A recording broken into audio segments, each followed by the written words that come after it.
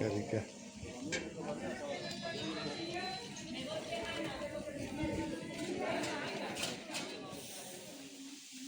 Ese filillo que ya vamos a separar. Yo creo que sí. Bueno, ¿qué estáis haciendo? El guiso para la carne, ¿no? Sí. Esto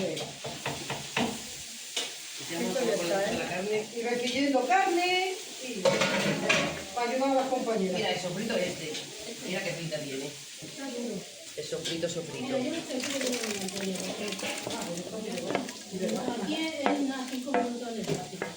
Ni veo, ¿eh? Cuidado, este Un quema. sofrito de pimiento, tomate. Cebolla, ajo. Buenísima. Tiene muy buen color. Sí. Dame el aceite. Tiene muy buena pinta la carne, sí.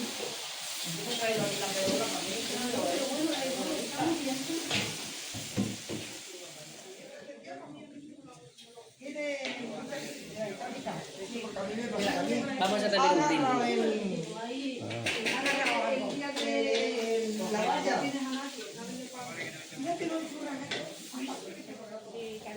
Mira qué pinta tiene. A lo de las vacas.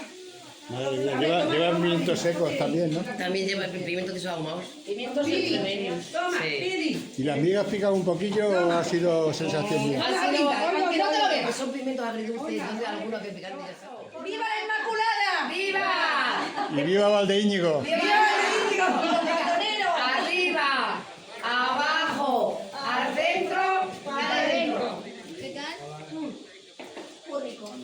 Por muchos años más. Por muchos años más. Ahí, ahí.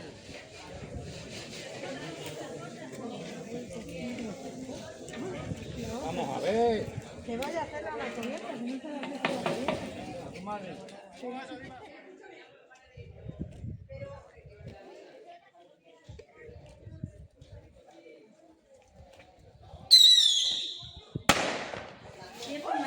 Pero en vez de en una caja. Tengo que ir a la habitación, pero no sé cuánto. ¿Ha quemado la camisa?